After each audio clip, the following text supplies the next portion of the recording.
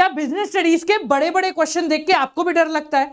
और कभी कभी लगता है कि हे भगवान, अगर ये क्वेश्चन आ गया तो हम कहीं ना कहीं आते हुए क्वेश्चन को भी छोड़ जाएंगे, क्योंकि इसका साइज हमें पहले से ही डरा देता है।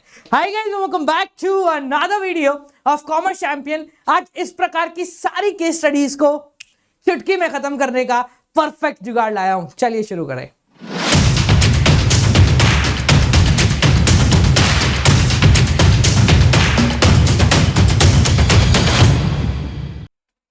आगे बढ़ने से पहले एक बहुत ही ज्यादा कमाल की तेजस्वी जानकारी भाई साहब हम आपको प्रोवाइड करा रहे हैं आखिरी के 45 दिन के लिए अनअकैडमी का premium subscription, live doubt clearing session, live class, Brahmastra premium, MCQ, notes, फलाना डीम का 1 चैप्टर 2 चैप्टर, सारे chapter, English, accounts, eco, business, हर सब्जेक्ट का ओनली एट प्राइस 299। जी हाँ, सिर्फ 299 के अंदर मैं आपको प्रोवाइड करा रहा हूं, क्योंकि ये आपका हक है और हमारे 6 साल यूट्यूब पे पूरे हो चुके हैं। तो सब्सक्रिप्शन स्पीड में जा रहे हैं, फटाफट से डिस्क्रिप्शन में जाके ले लेना, क्योंकि यहां जो कंटेंट है वो आप जानते ही हो, हम 1 साल से प्रीमियम पढ़ा ही रहे।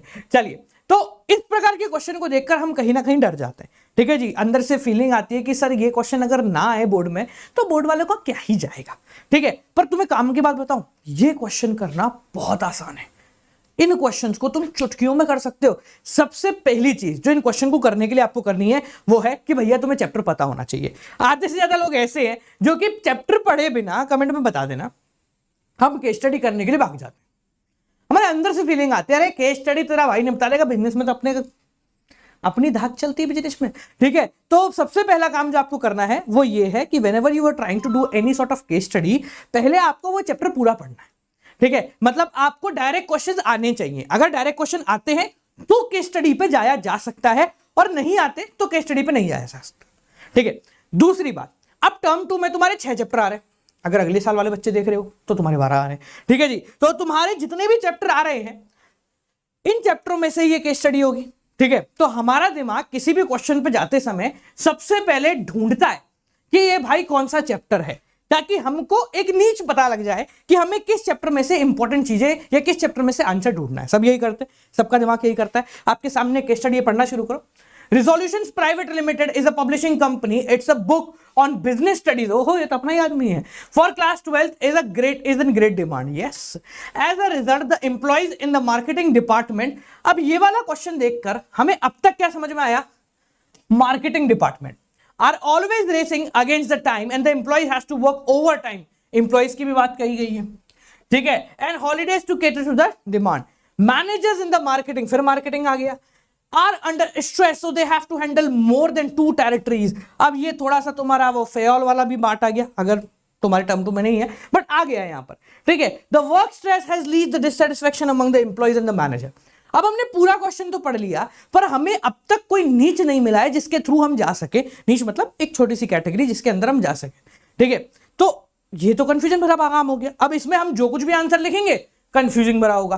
तो अब इस प्रकार के क्वेश्चंस को सॉल्व करने के लिए आपको ये कुछ पढ़ना ही नहीं होता। ये सिर्फ डराने वाला खेल है।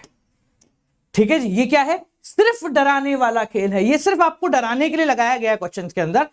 इस तरीके के क्वेश्चन को सॉल्व करने का बहुत आसान तरीका होता है। पहला, आपको एक क्वेश्चन ऊपर से नहीं पढ़ना। दूसरा, आपको एक क्वेश्चन नीचे से पढ़ना है। जी हां, जहां पर सवाल पूछा गया है ना, वहां से पढ़ना शुरू करो। Name and explain the step of staffing process which has not been performed properly. उस स्टाफिंग प्रोसेस का स्टेप बताइए, मतलब स्टाफिंग प्रोसेस आपके दिमाग में चल जाना चाहिए, और कौन सा स्टेप यहां पर प्रॉपर्ली नहीं हुआ है। अब क्वेश्चन पढ़ने से पहले अगर मैंने ये लाइन नीचे से पढ़ ली तो तुम्हारे दिमाग में एक चीज तो बैठ गई कि भैया ये स्टाफिंग प्रोसेस है। तो अब तुम पूरी कोर्स को नहीं ढूंढ रहे हो, स्टाफिंग प्रोसेस के 4-6 वर्ड तुमने पकड़ लिए। अब उस स्टाफिंग प्रोसेस के 4-6 वर्ड में से तुम्हारा आंसर कौन सा है, तुम्हें बस ये ढूंढना है।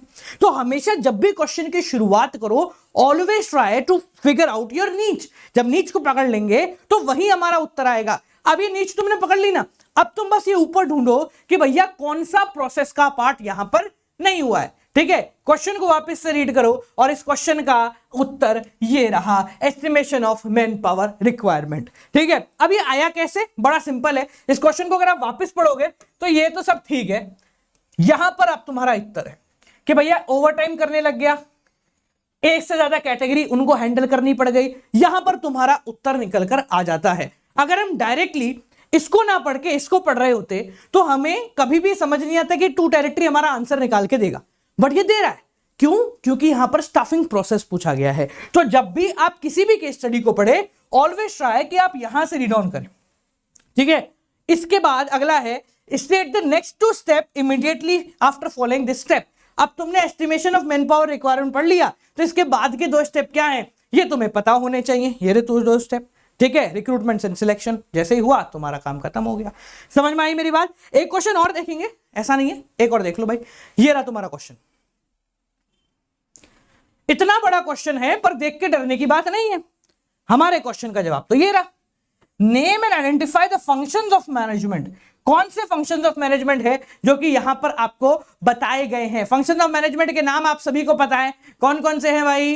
हाँ जी, इतनी है, केस स्टडीज के आगे नहीं है, हाँ इसके आगे नहीं है। कौन कौन से हैं फंक्शंस ऑफ मैनेजमेंट, सबको पता है नाम, planning, organising, staffing, directing, controlling. अब तुम्हारे 2 चैप्टर तो आ नहीं रहे, तो बाकी तीनों में से तुम्हारा उत्तर होगा। तो तुमको ऑटोमेटिकली 3 टर्म्स में से एक टर्म फाइंड आउट करनी है। ठीक है, क्वेश्चन पढ़ने से पहले तुम्हारे पास 3 ऑप्शन आ गए, ये बन गया तुम्हारा एमसीक्यू क्वेश्चन। समझ में आ गई मेरी बात? तो इस तरीके से आप करो और काम हो जाएगा। अच्छा, इसका अगर सेकंड पार्ट पढ़ लोगे तो ढूंढना भी नहीं पड़ेगा। Name and identify the concept and its sources used by the firm to attract more workers in the firm. नए वर्कर्स को लाने के लिए कौन से सोर्सेज का इस्तेमाल किया। अब अगर तुमने ये ऑप्शन पढ़ लिया तो तुम्हें एक चीज तो समझ में आ गई कि भैया डायरेक्टिंग में तो नए बंदों को लाते नहीं है, नहीं हम किसी और चीज में लाते हैं, हम नए बंदों को लेकर आते हैं स्टाफिंग में। तो ऑटोमेटिकली ये चीज पढ़ के हमको एक बात समझ में आ गई कि ये स्टाफिंग है। तो पहले का उत्तर तो मैं बहुत आराम से लिख सकता हूं कि जनाब ये स्टाफिंग की बात कर रहा है, देख लो स्टाफिंग की बात कर रहा है। ठीक है, अब इसके बाद कॉन्सेप्ट कौन सा है भाई? नए बंदों को लाने के लिए हम रिक्रूटमेंट का इस्तेमाल करते हैं। ठीक है, और सोर्स की अगर हम बात करें तो फिर वो तो क्वेश्चन पढ़ के हमें निकालना पड़ेगा। ठीक है, एक्सटर्नल है या फिर इंटरनल है।